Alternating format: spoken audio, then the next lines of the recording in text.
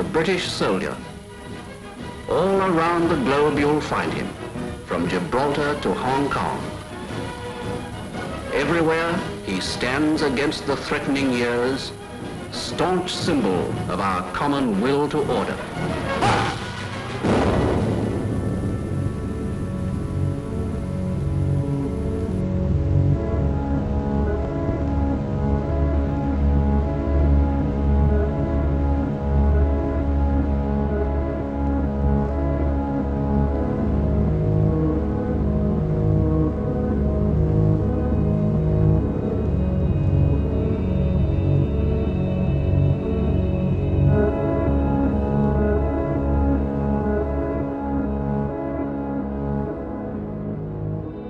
The British Empire, the largest empire the world has ever known. For over 300 years, Britain ruled, its armies conquered, and its bankers proclaimed the might of its currency.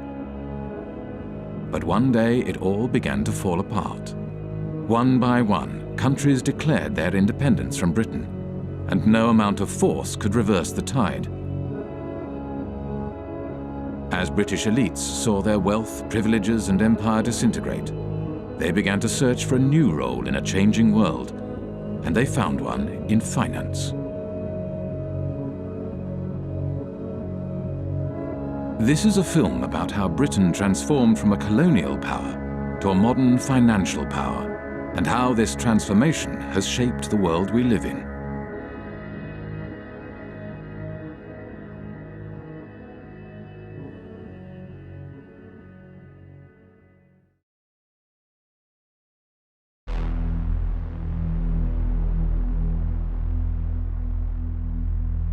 In the days of the British Empire, the City of London was the world's biggest global financial centre. The City of London was the kind of beating financial heart of the British Empire. The historians Kane and Hopkins call it the governor of the imperial engine. All these countries in the empire used to use the sterling currency, and the City of London was kind of the financier of this zone, not just inside the sterling zone, but outside the sterling zone as well. As Britain's empire declined, so too did the City of London. One British Army truck is bombed, killing 2 soldiers and wounding 12. As rioting becomes daily more widespread on Cyprus, young people of high school age take an increasing part in the violence. Here, a group of girls are being dispersed after a rock-throwing battle with British military police. With the decline of empire, British commercial interests across the globe were under threat. In 1956, Egypt nationalized the Suez Canal. A new Middle East crisis arises as President Nasser of Egypt tells a wildly cheering crowd in Alexandria that Egypt has seized the internationally owned Suez Canal.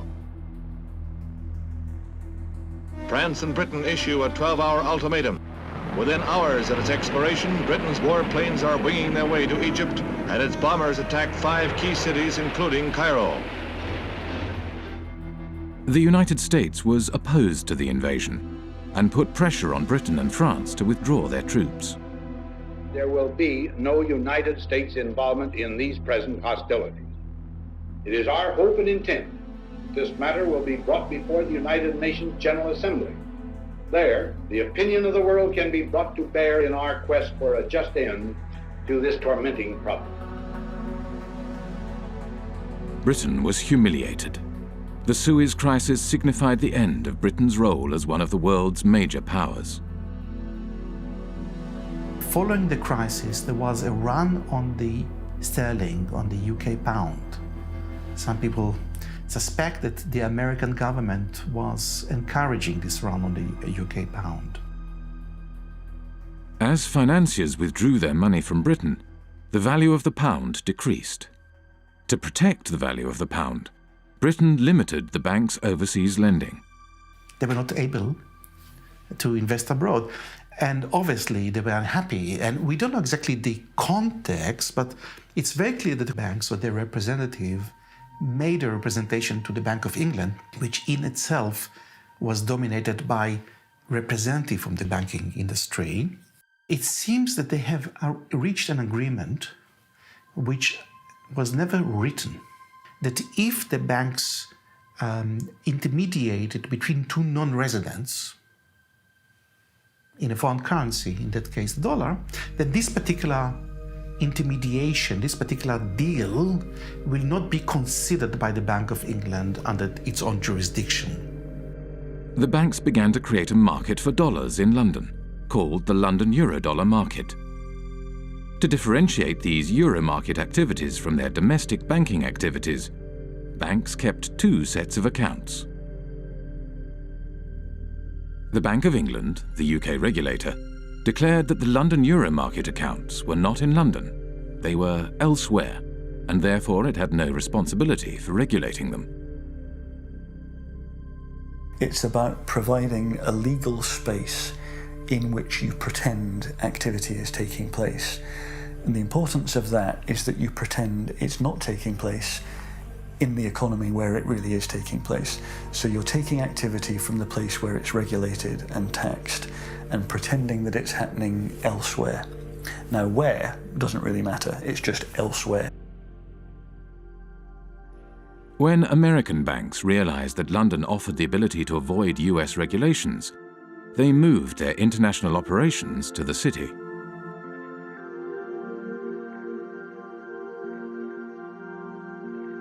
Around the same time as American banks were moving their international operations to London, another new kind of financial space began to emerge, far away from London, in Britain's overseas jurisdictions, the last remnants of empire. Back in the 60s, the Cayman Islands was a complete backwater. The stories go that mosquitoes were so thick in the air, sometimes they were enough to suffocate cows. That's a legend that you hear about the Cayman Islands. I don't know how true it was, but there was nothing happening there. Accountants and lawyers from London arrived in the Cayman Islands and other British dependencies and began to draft a set of financial secrecy laws and regulations. Because these jurisdictions' main selling point was secrecy, they were called secrecy jurisdictions. What the Cayman Islands was doing was straightforwardly illegal activity. Drugs money was coming in huge quantities, tax evasion, whatever you wanted, you could have it. The Bank of England was observing the developments from London and noted in a report marked secret, dated 11th of April 1969, "We need to be quite sure that the possible proliferation of trust companies, banks, etc., which in most cases would be no more than brass plates manipulating assets outside the islands, does not get out of hand. There is, of course, no objection to their providing bolt holes for non-residents, but we need to be sure that in so doing, opportunities are not created for the transfer of UK capital to the non-sterling area outside UK rules." These small territories, the last remnants of the British Empire, which are still overseas territories today, they are still the last remnants of the British Empire. There are 14 of these overseas territories. 7 of them are bona fide tax havens, including the Cayman Islands, Bermuda, the British Virgin Islands. Some of the biggest tax havens in the world today are still British. With access to large amounts of offshore money, the euro market grew rapidly. By 1980, it had reached $500 billion. By 1988, $4.8 trillion. And by 1997, nearly 90% of all international loans were made through this market. The British Empire had sunk, leaving hardly a trace behind. But the City of London adapted and survived.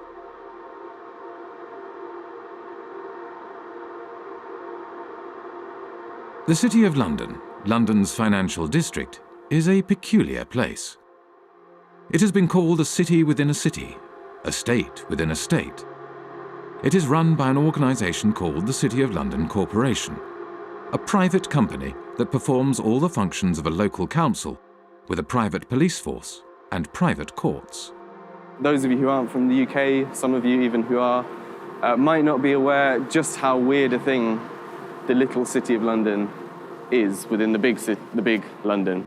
The City of London is a separate entity to the wider London, and it has its own head, the Lord Mayor, who's distinct from the Mayor, who runs the rest of London.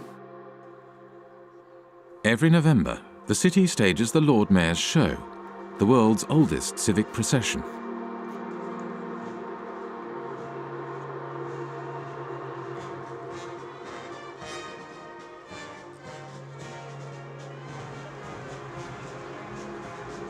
The City of London has long had this curious legal status because back in 1066, when William the Conqueror came over, the city was one of the only portions of England that he failed to conquer, and he struck a deal with the city in 1067 that allowed them to continue functioning.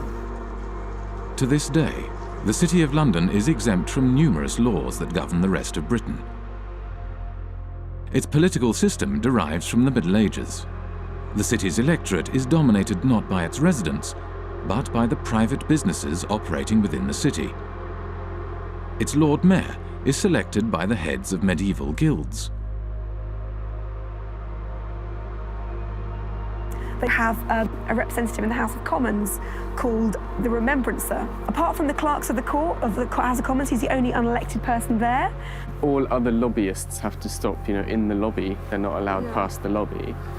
The City of London has a permanent representative in the House of Commons, whose role is to report back to the City of London Corporation and to lobby Parliament on behalf of the city. The Corporation of London, clearly, it's a unique and interesting phenomenon that should have attracted many political scientists, political economists and economists. But I don't know of anyone who has studied systematically the Corporation of London and its impact on policy or economic policy. So we can only surmise. Some people assume or surmise that the Corporation of London is extremely powerful and is able in one way or another to shape British policy, particularly in financial matters. Clement Attlee, the Prime Minister after the Second World War, had something to say about the City of London Corporation. He did, yes. So over and over again, we have seen that there is in this country another power than that which has its seat at Westminster. The City of London, a convenient term for a collection of financial interests, is able to assert itself against the government of the country. Those who control money can pursue a policy at home and abroad, contrary to that which has been decided by the people.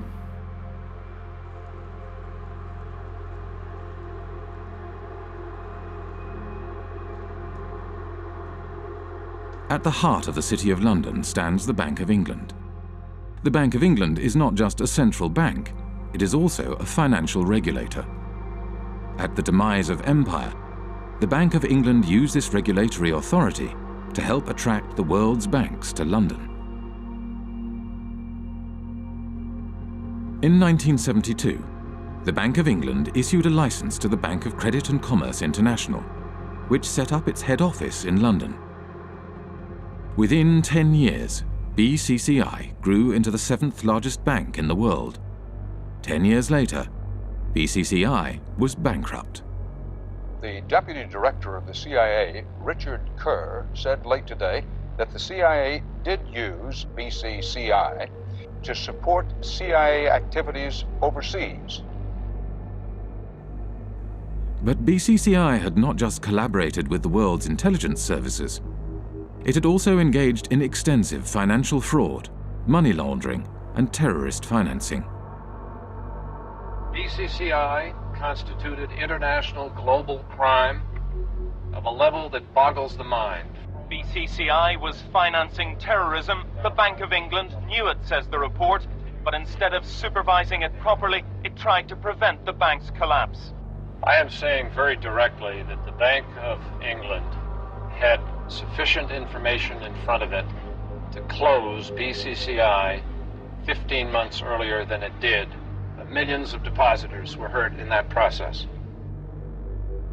Numerous whistleblowers from BCCI had contacted the Bank of England, yet the Bank of England did nothing.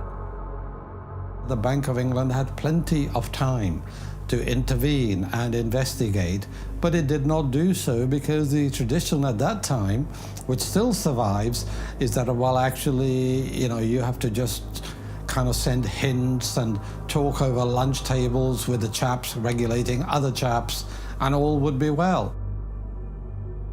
Robin Lee Pemberton, the governor of the Bank of England at the time of the collapse of BCCI, commented, "The present system of supervision has served the community well. If we closed down a bank every time we found an incidence of fraud, you would have rather fewer banks than we do at the moment." London was a place for banks to engage in business that was not allowed elsewhere, where senior bankers did not have to worry about the consequences of their actions. This is one of the reasons why today there are more banks in London than in any other financial centre. In Britain, nobody goes to jail. No bankers go to jail. They generally don't. They are a protected species. And that is part of the offshore business model of the UK, is to say, we will protect you, we will bring your money here, we will look after you. We're not going to put you in prison, we'll let you do what you want.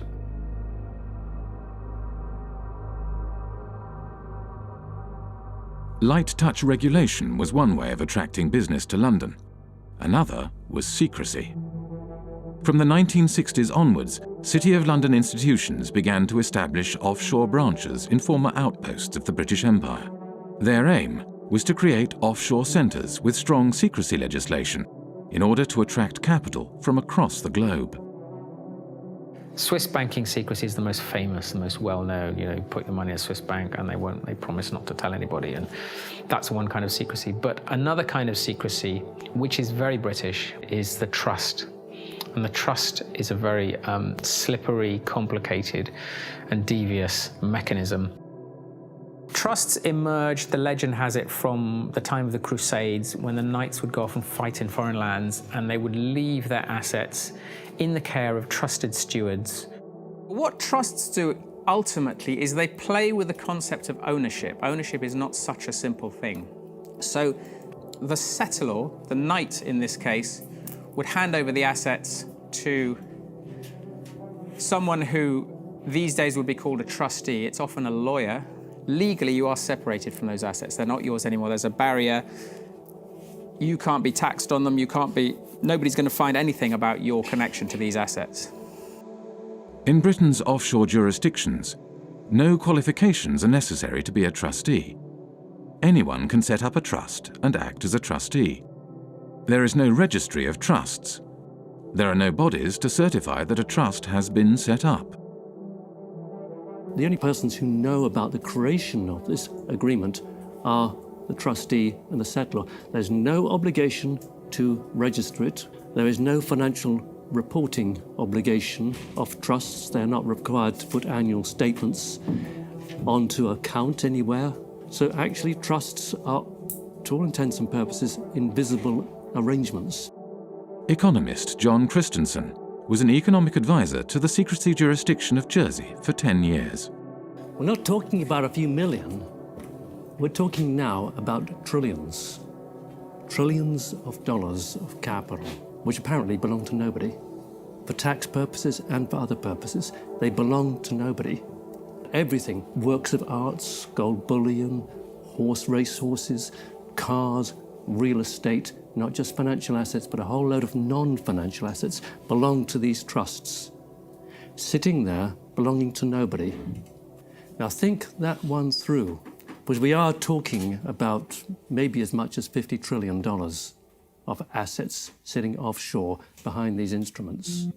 Well, the Cayman Islands are among several British overseas territories who have signed a new information exchange agreement with Britain and the rest of Europe to tackle tax evasion. The countries are now required to automatically provide details of the ownership of bank accounts and how they're used.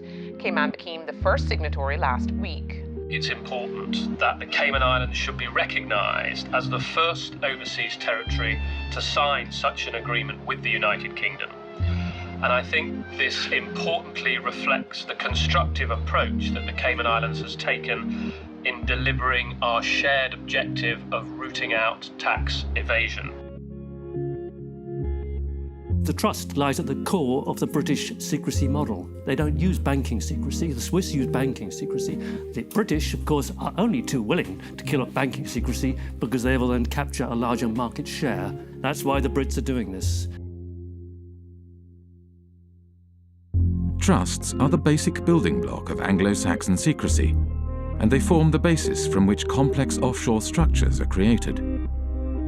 Every secrecy jurisdiction offers a specific set of services, from trusts to shell companies to secret bank accounts and nominee directors. The combination of these services into complex structures, spanning multiple jurisdictions, enables the creation of secrecy structures that are almost impossible to penetrate.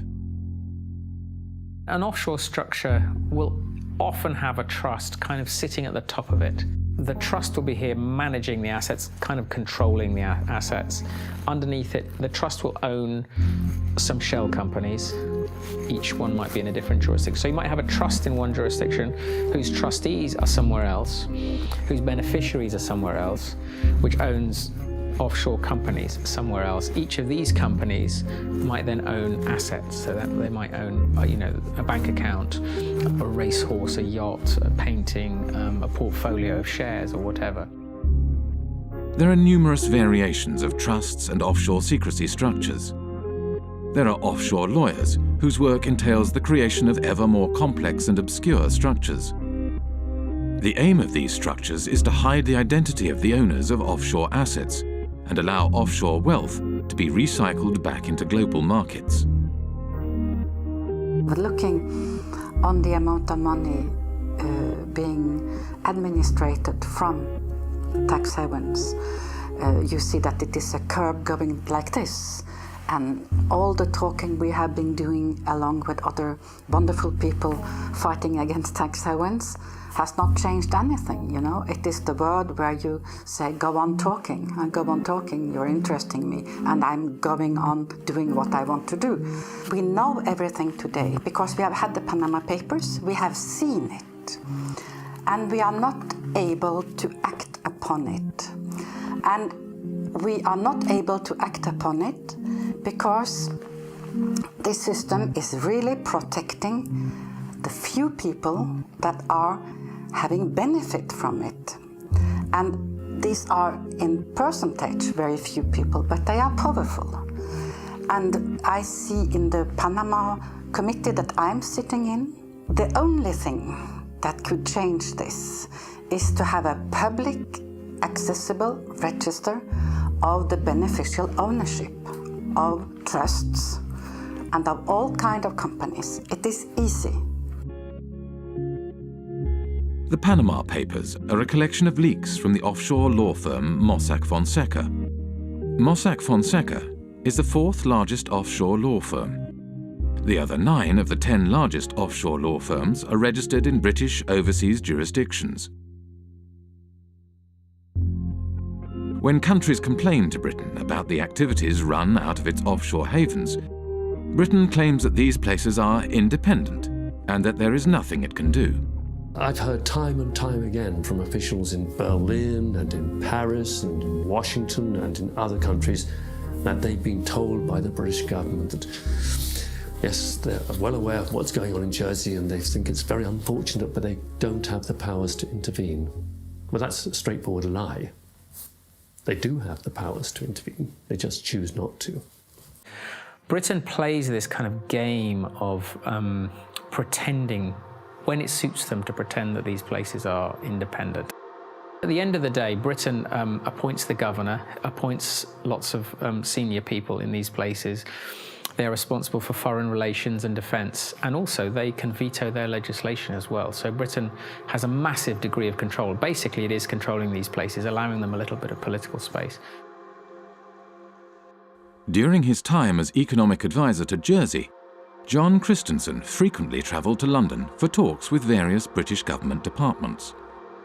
As economic advisor, I had a lot of contact with different departments. Traditionally, UK governments have tried not to interfere in the domestic affairs of places like Jersey. So it happens in a more subtle sort of way. You kind of go and talk to someone, either at the Home Office or the Treasury, and they'd say, well, not actually particularly keen on this piece of legislation. It might be a good idea if you didn't go down that route. And over a cup of tea, that's quite a strong signal. That's a signal, go back to the island and say, they don't want you to do this. The British government prefers not to interfere overtly. Instead, it communicates its desires through informal discussions. There is no paper trail or official statement. discussions take place behind closed doors. The relationship that these places have with London is very much about the British establishment and people understanding each other. I mean, anybody who is British or knows British people knows that communication between us is often very subtle, and you have to kind of know the codes when people say stuff. I mean, a lot of irony involved and a lot of kind of codified language, the British establishment, that people kind of understand how it works. And I think that is very much the case with the British relationship with the tax havens. I think there's a lot of understanding of what we can and can't do without anyone having to actually spell it out. By keeping its power hidden, Britain is able to claim that these jurisdictions are politically autonomous. Independence for Cayman is not on government's agenda. That's the message being sent to the UN Special Committee on Decolonization. Attorney Steve McPhail will be representing government at the UN meeting. The committee was set up to help colonies around the world on the road to independence. But Mr. McPhail says he'll be making it clear that Cayman is not ready for that transition.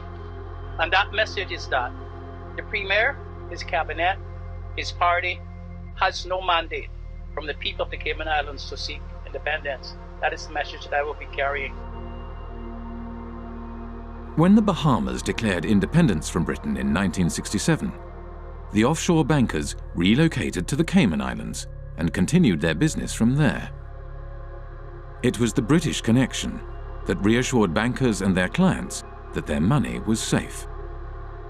This British bedrock, that is what has allowed these places to become so trusted by the financial services industry and offshore finance and all these people. In reality, much of the wealth administered in Britain's offshore havens is controlled from London.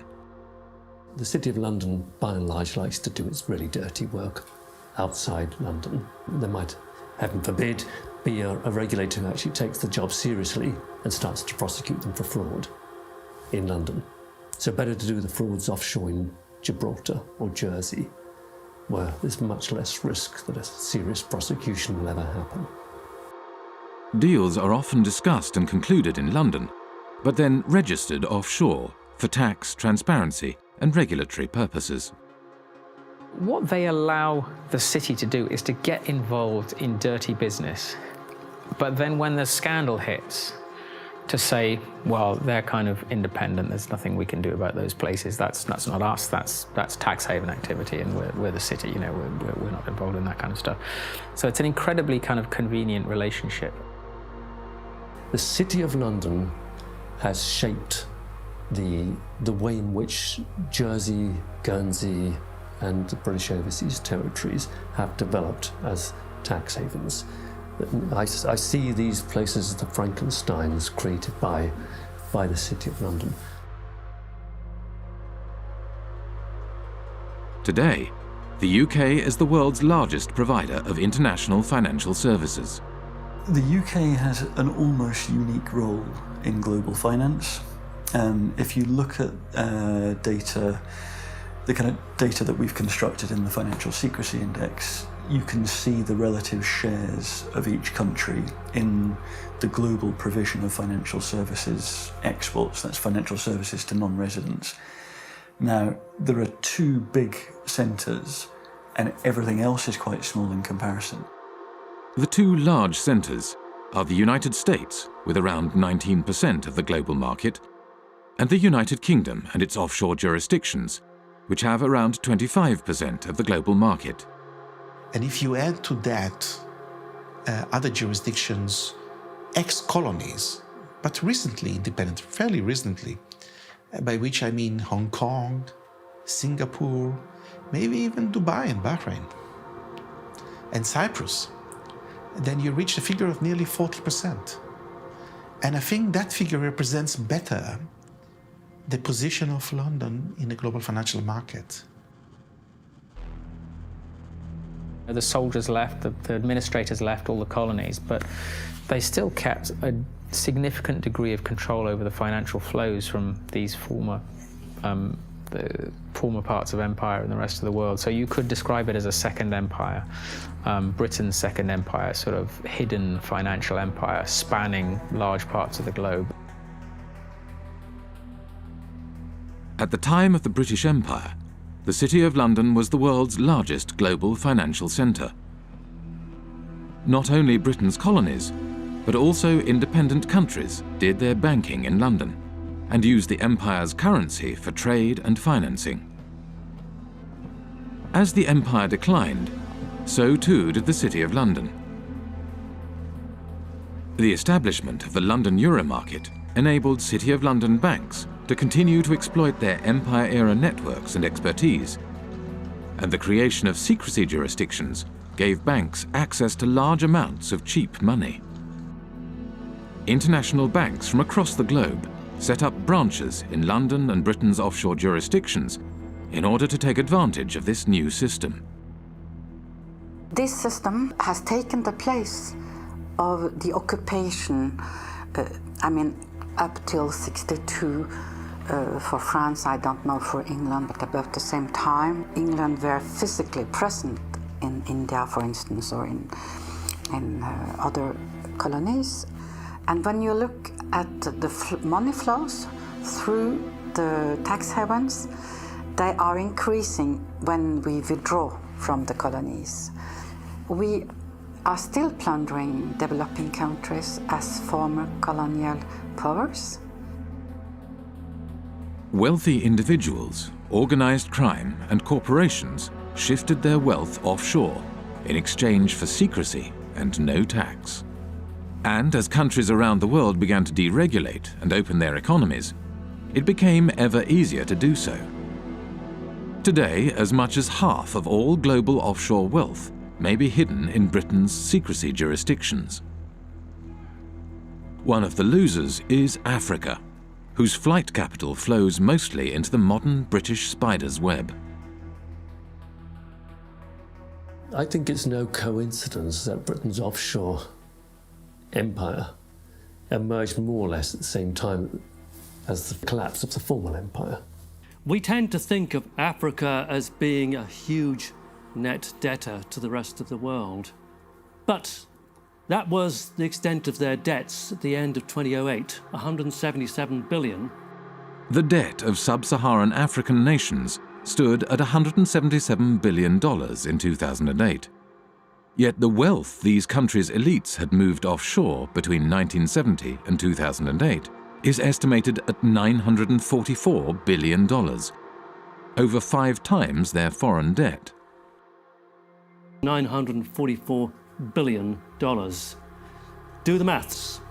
Far from being a net debtor, Africa, sub-Saharan Africa, is a net creditor to the rest of the world. As capital moved offshore, African nations borrowed money from international banks at high interest. Over time, these debts became so great that they may never be repaid. Secrecy jurisdictions were starving developing nations of their wealth and their tax revenues. For a long time, a lot of developing countries, including recently Ecuador, have been trying to set up a UN tax body which is of a higher value than what is currently there, which is the UN Tax Committee. And every time this has happened, it has gotten blocked.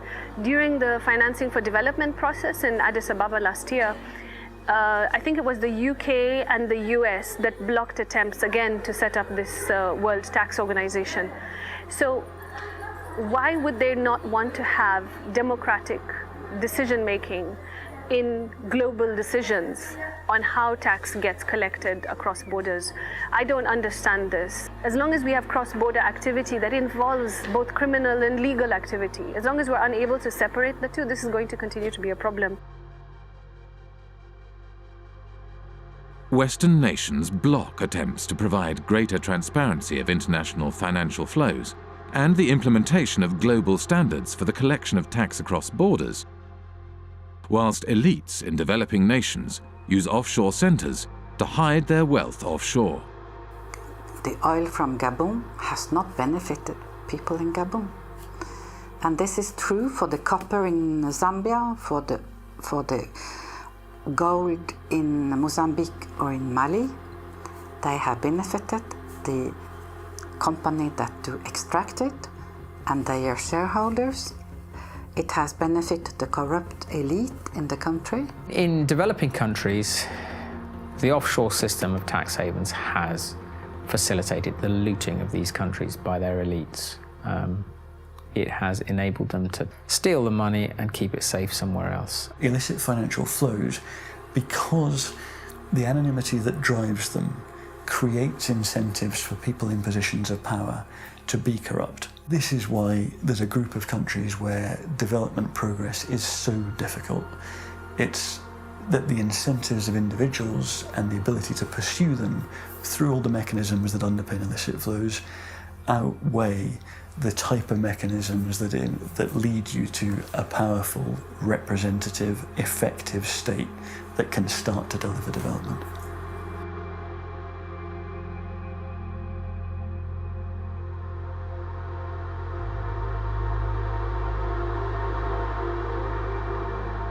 Worldwide, developing countries lose over $1 trillion every year in capital flight and tax evasion.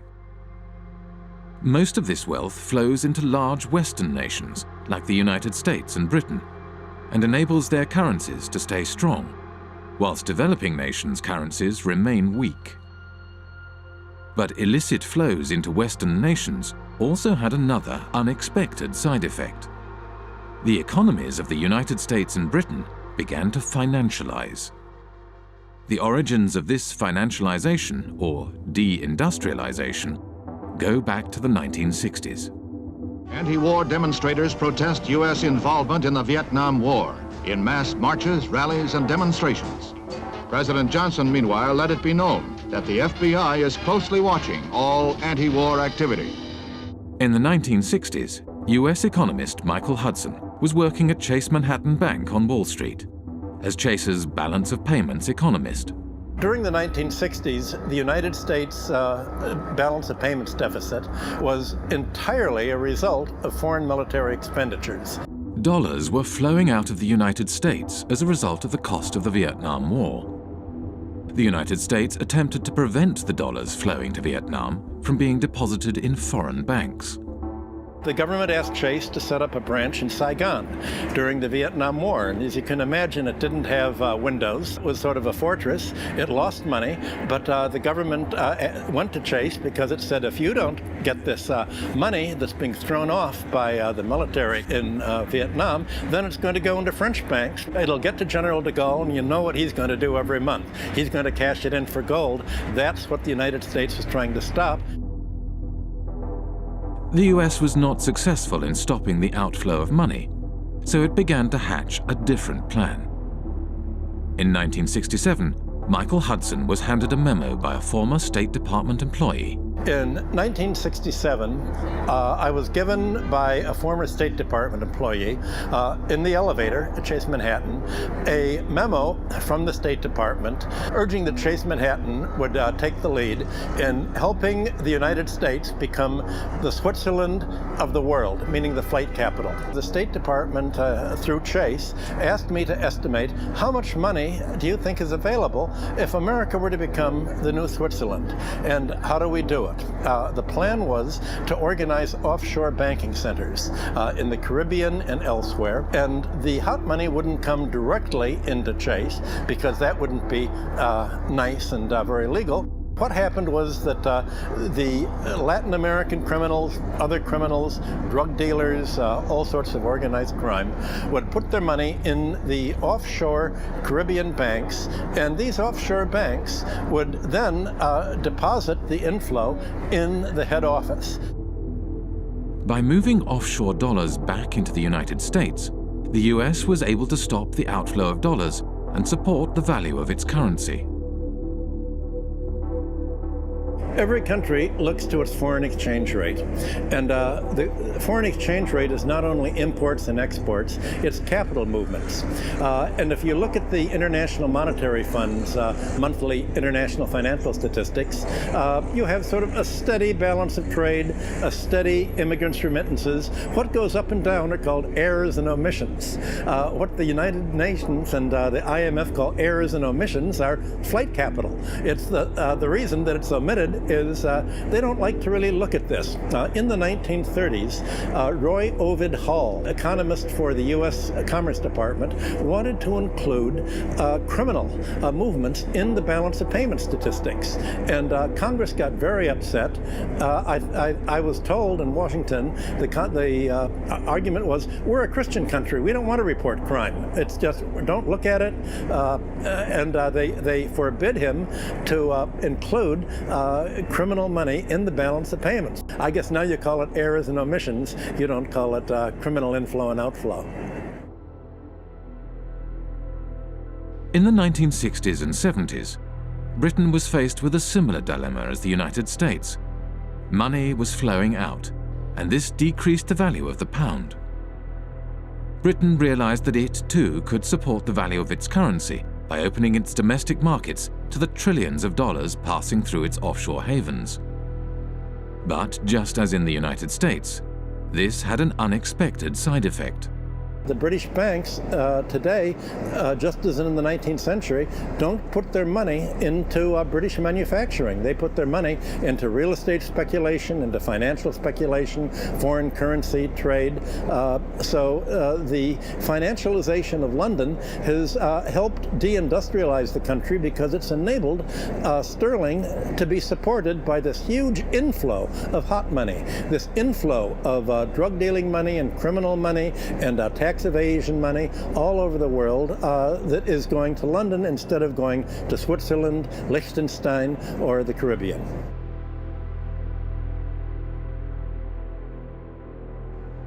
With the silent backing of the United States, Britain's offshore havens grew rapidly, and before long, the offshore system developed into the world's dominant international financial market. Few were aware how this market functioned.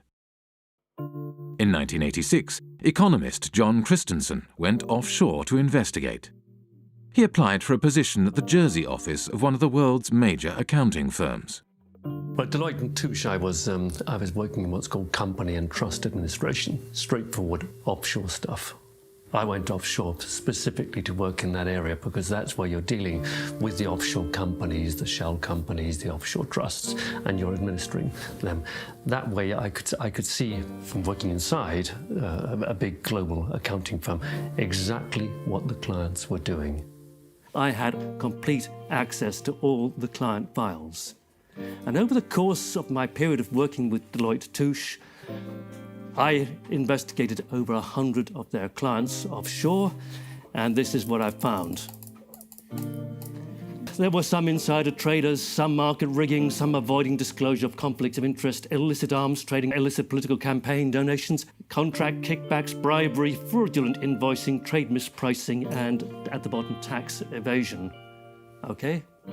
This is what the clients were doing.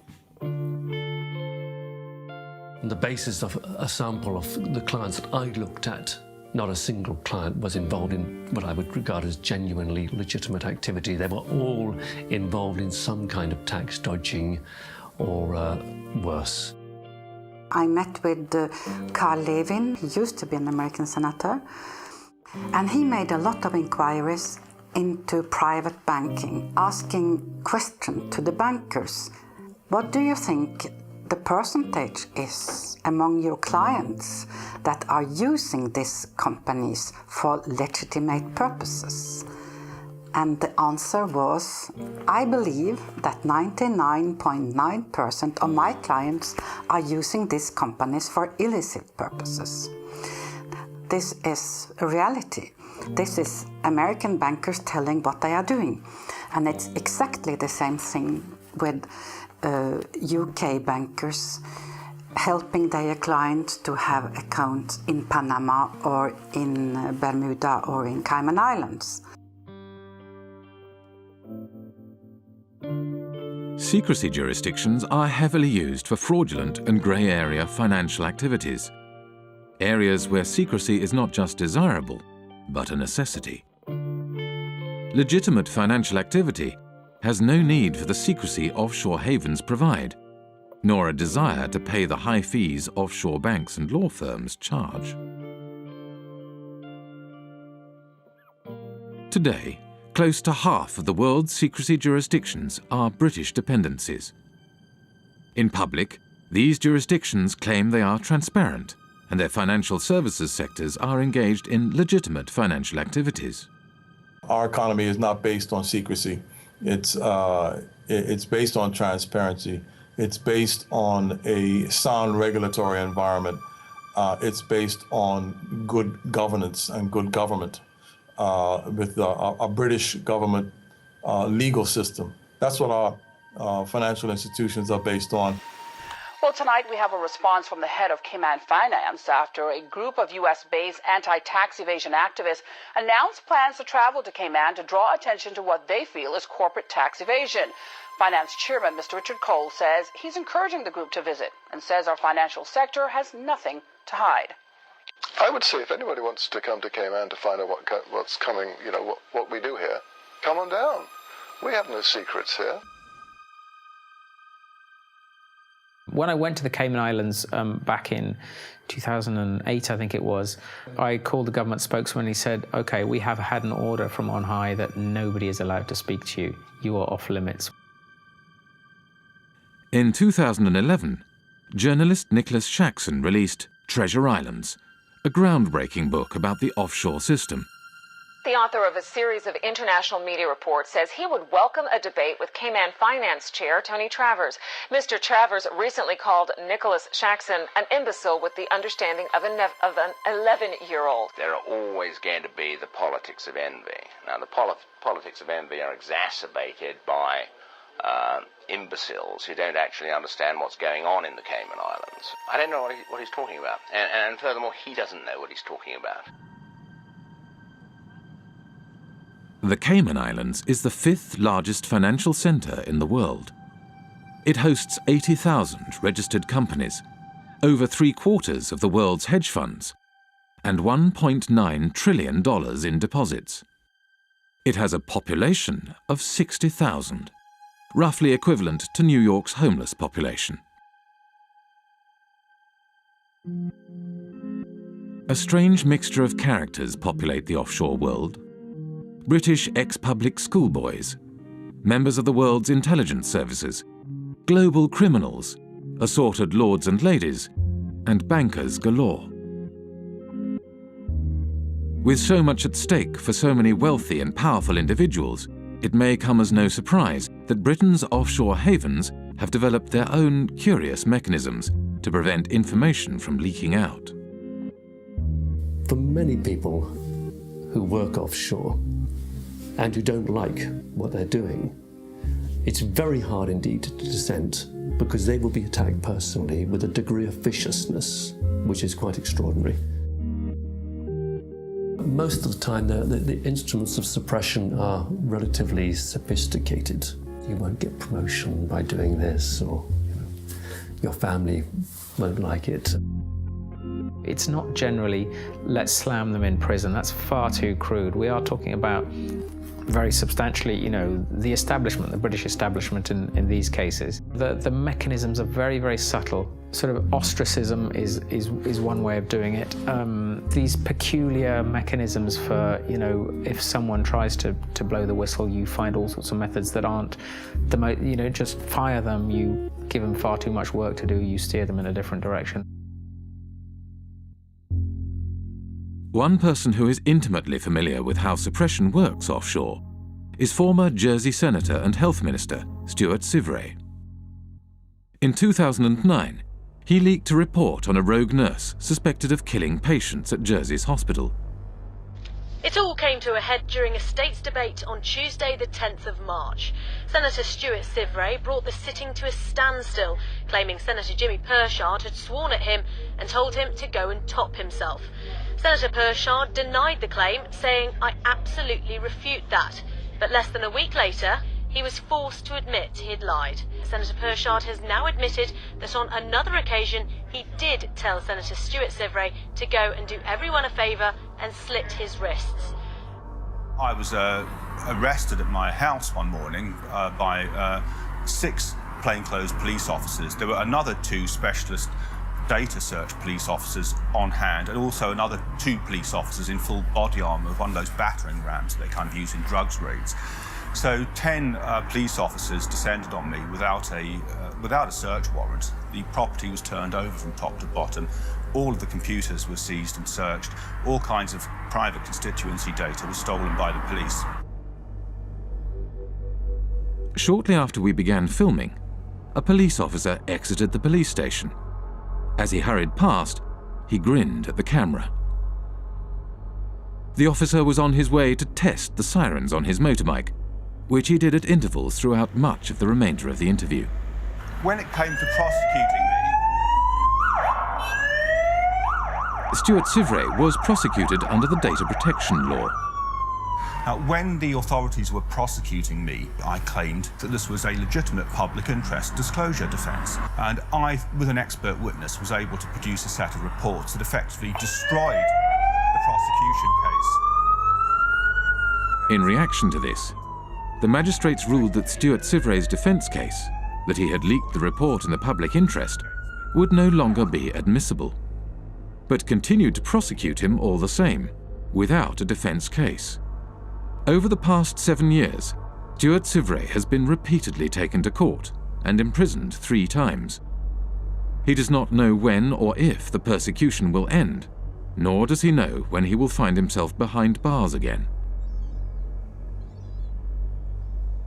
To look at Jersey from the outside, it looks like it's got a prosecution system, it looks like it's got a court and a legislature, but none of it's real. It's a Potemkin village. None of these systems in Jersey meet the tests of being objective or actually functioning properly. The experience that Stuart Sivray had is, he's perhaps at the blunter end of the scale. He was simply suppressed and taken to court on trumped-up charges. So let's carry on pretending to do the interview. They might get bored. This is the kind of how oppression happens in Jersey. You see, all kinds of little things get done to harass people. Even they don't often go to the kind of extremes that they did against me in terms of actually arresting me and putting me in prison. But the authorities use all kinds of other lesser little methods to interfere with people, kind of sabotage things. Obstruct people, make life difficult for people. If you annoy the establishment in Jersey, you won't get a job here. Your children won't get decent jobs. That's kind of how it works. I went to Jersey in March 2009 with Nick Shaxson. About 24 hours after we arrived in Jersey, we were there for several days. Nick said, have you noticed that we're being followed? Ever since we arrived at the airport, we've been followed. He said, don't look now, but we're being followed now. Turns out he was quite correct. We were being followed. And I found that very disturbing indeed.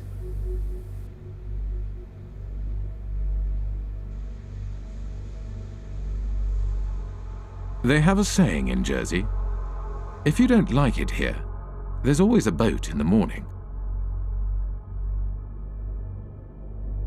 Jersey Finance promotional literature states, Jersey represents an extension of the City of London. It's where the City of London chooses to do many of the activities which they couldn't do in London itself. We're here just to talk about this one company called Appleby. I'll just read what they say on their website. Members of the firm, Appleby, have gone on not only to political office, but also in a number of centres, Bermuda, Jersey, the Isle of Man and the Cayman Islands, to senior judicial office. So essentially, they're boasting of the fact that their staff and their partners have a real interchange between the people that are in power in these offshore financial centres. The same lawyers and accountants who set up and administer offshore trusts also occupy senior political positions. In Britain's offshore world, most politicians are in business. They lobby for business and promote business interests. They draft, refine, and pass legislation. Politicians sit on the boards of the companies they are supposed to regulate. There is no place for dirty money in Britain. Indeed, there should be no place for dirty money anywhere.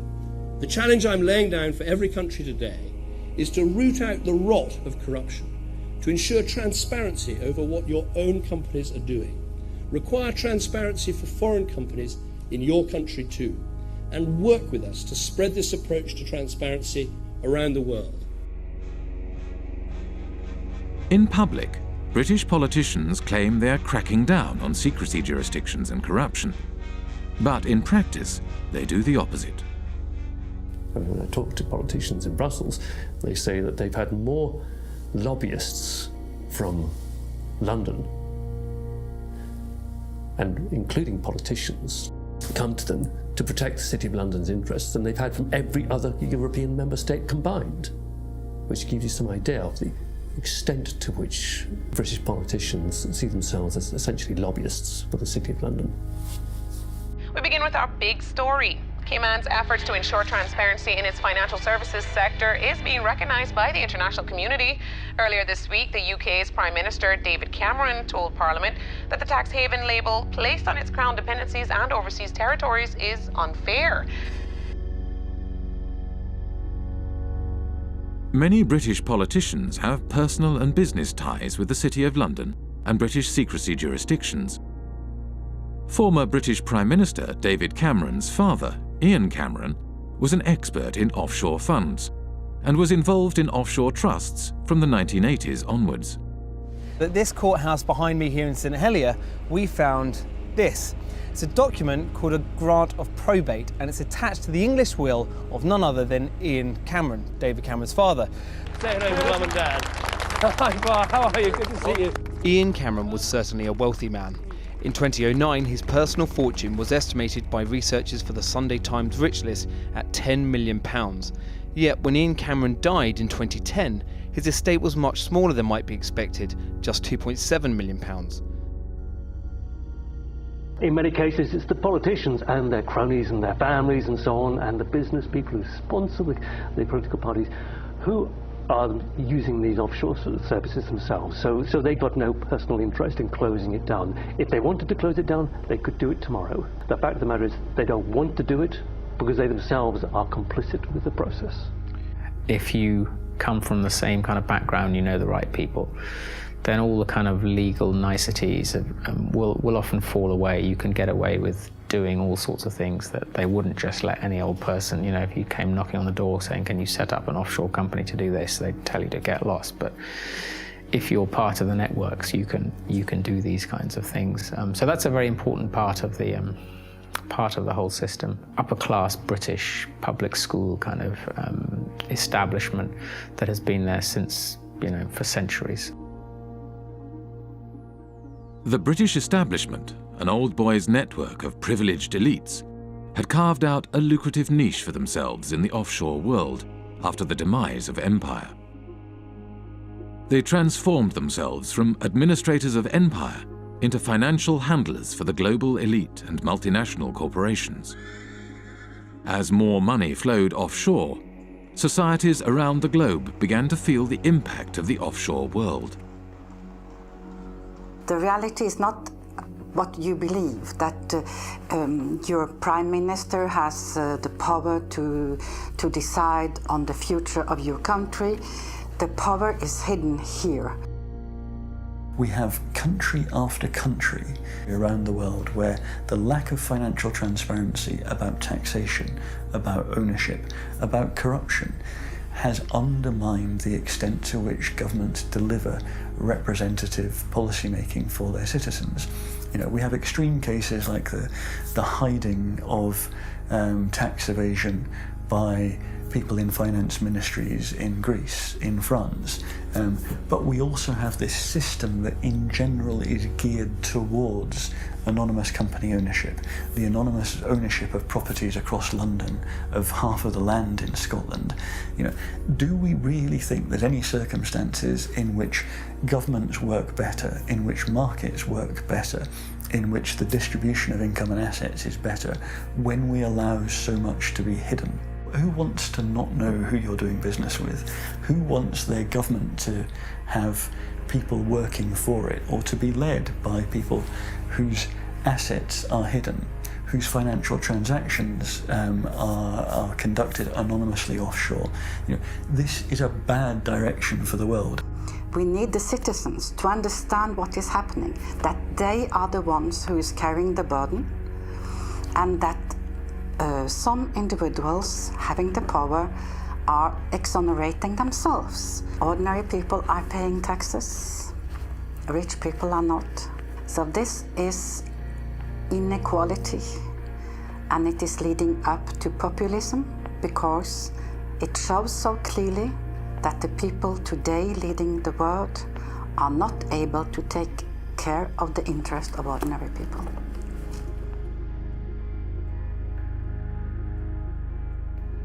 Back in the 60s and 70s, tax evasion or pushing back against taxation, it was kind of seen as anti-establishment. So, the Rolling Stones and Phil Collins, all these people kind of going offshore, going away. It was seen as a sort of rebellious thing to do. And if you fast forward to the present day, now that is the establishment. The offshore system is the establishment. Today, offshore is the way elites and multinational corporations conduct their affairs. Tax evasion is the way business is done. This kind of sophisticated cheating requires a huge infrastructure. We like to talk about the pinstripe infrastructure of highly educated people who think it is their right to help others to cheat societies. We have a new mafia in town. It does not actually shoot people, does not put bullets in their kneecaps, but its trade is just as deadly. It deprives people of opportunities to have healthcare, education, security, justice, and essentially a fulfilling life. Accountants form the backbone of the offshore system. They administer the structures that allow individuals and corporations to shift their money offshore and evade taxes. There are about 2.5 million professionally qualified accountants on this planet. About 330,000 are in the UK. Well-known people, well-dressed, well-fed, highly paid, are sitting in city centre offices, and they are paid to dream up tax avoidance schemes for individuals and for corporations. We can all elect a government which says, vote for us, we will give you better healthcare, better education, better security. And next day accountant says, sorry about that, folks, you elected this government, but we actually got a tax avoidance scheme, and the Amazons and the Googles and Microsofts won't be paying any taxes in your jurisdiction. Too bad. You voted for it, but actually you're going to get something else. So it's a crazy world that part of the business model at big accountancy firms is how to deny public the services by erosion of tax revenues. And these firms are then rewarded with government-funded contracts, and the same firms are then advising local governments and the central governments, and the same firms then report on the company accounts and tell us all is well. When I argue this with a Pricewaterhouse partner in a face-to-face debate, he said, Professor Sikkar, you never give us credit for anything. We generate millions of dollars of revenues, and we have lots and lots of satisfied clients. What is your problem? And my response was very simple: that's the language of drug pushers and pimps.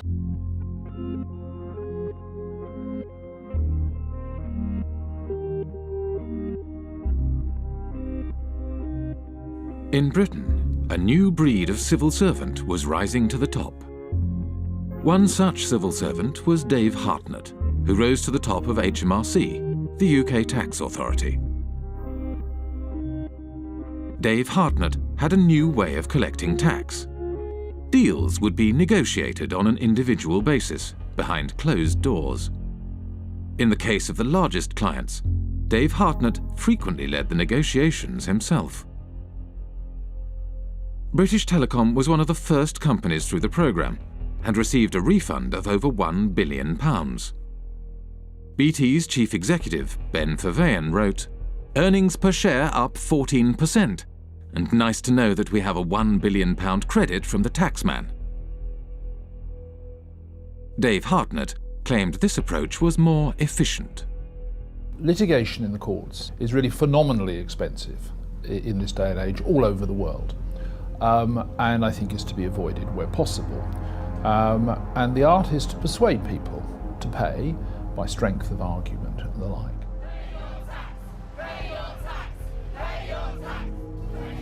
After protests erupted in 2011, the Treasury Select Committee questioned Dave Hartnett. Dave Hartnett claimed he could not give any information due to taxpayer confidentiality. What in statute prevents you from disclosing information to Parliament? All my advice, Mr. Barclay, so far has been that I am prevented, and my colleagues are prevented, by the Act and by the decision of the Commissioners.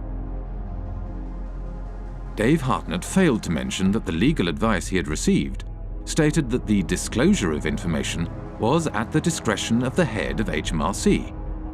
The head of HMRC was Dave Hartnett himself. Just like the mafia has penetrated the state, accountancy firms have also penetrated the state. The head of anti-avoidance in the UK tax authority is from one of these firms. The newly appointed chairman of Her Majesty's Revenue and Customs, which is a tax authority, is a partner from KPMG. Their partners have penetrated the state. They are running the Treasury. Britain's financial services industry had penetrated the state and began to shape its laws for its own benefit. The degree of political capture by the City of London, by the big banks and the big law firms, is so enormous that the politicians have effectively become their spokespersons. With the government unwilling to act in the interest of the public, a group of protesters confronted Dave Hartnett at a private event in Oxford. Hi everybody, I'm sorry to interrupt. I'm just going to take a few moments of your time. Here tonight to present Dave with an award. It is the Lifetime Achievement Award for services to corporate tax planning. Thank you. Thank you very much. Dave's been a great friend to the industry, a great friend to many of us over the years, and really we just can't thank him enough for what he's done. Obviously us at Vodafone, it saved us billions off our tax bill, and our friends at Goldman Sachs as well, we've also saved us millions 25 million or so. These people are trespassers and intruders. And I know you've had problems with pesky This is an unlawful conspiracy to trespass. And you will go, sir. You will depart immediately before we set the dogs on you.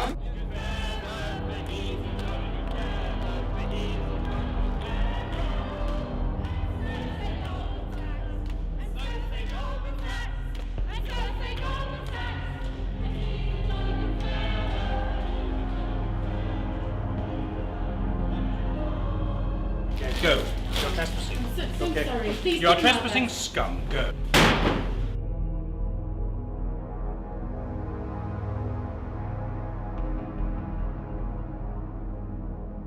After his retirement, Dave Hartnett moved to the private sector. One of his positions was at accountancy firm Deloitte, where he advises foreign governments on corporate taxation.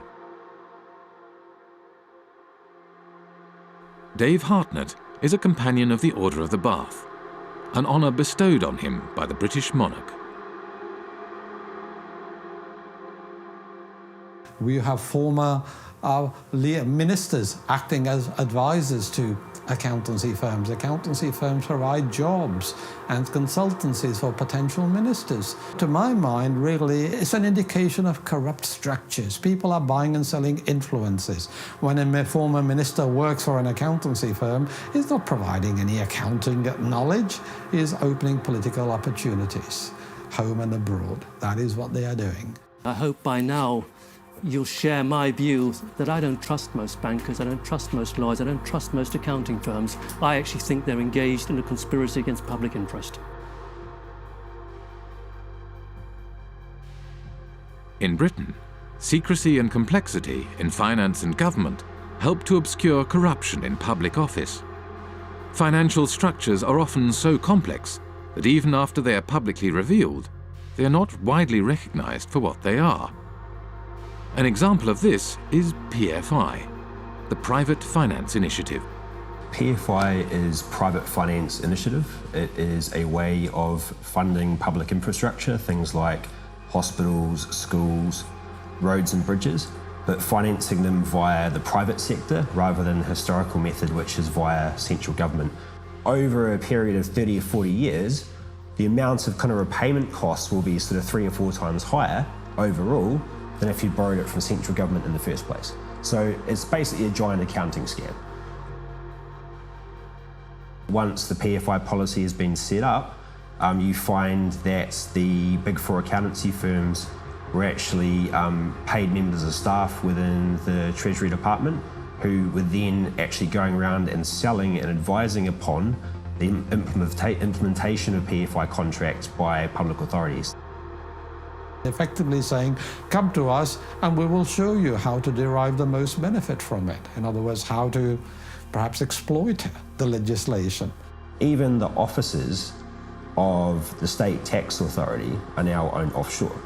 HMRC, which is the tax collector here in the UK, their offices are owned in Bermuda by a company called Mapley Steps. It's quite incredible. The company that owns the PFI contract to run HMRC's head office borrowed money from offshore investors at 15% interest. Because the interest was so high, the company was losing money. Therefore, it did not pay tax. In 2011, HMRC could not prove that any PFI company was paying any tax in the UK. I think we need to have a serious conversation about the role of government in this whole debacle and how much our government has been penetrated by big banks and accountancy firms, and ultimately in whose interest it operates.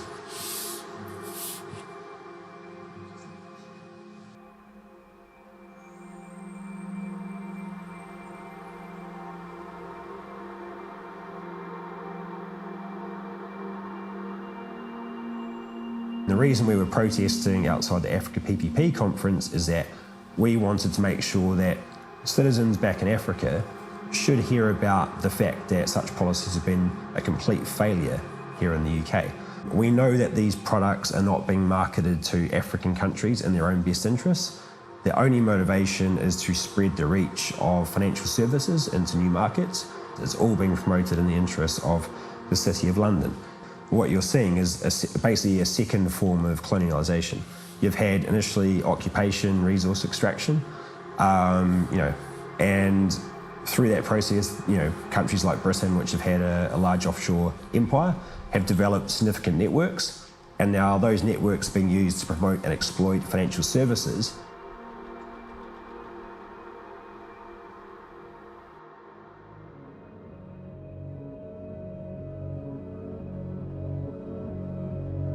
The City of London was the beating financial heart of the British Empire. As Britain's empire declined, the city transformed itself from a hub operating the financial machinery of empire into a global financial centre. Former insignificant outposts of empire became the basis for a spider's web of offshore secrecy jurisdictions that captured wealth from across the globe and funneled it to the City of London. Today, 25% of international finance is conducted on British territory. almost half of the world's secrecy jurisdictions are under British protection. Up to half of all offshore wealth may be hidden in Britain's offshore havens. Financial services is how Britain's elites make their money. And it is also where former government ministers, senior civil servants and retired spooks from MI5 and MI6 receive lucrative consulting positions after their time in public service. Together, they have transformed Britain and its dependencies into the world's largest tax haven, harming development throughout the world and turning Britain itself into a country that serves, above all, the interests of its elites.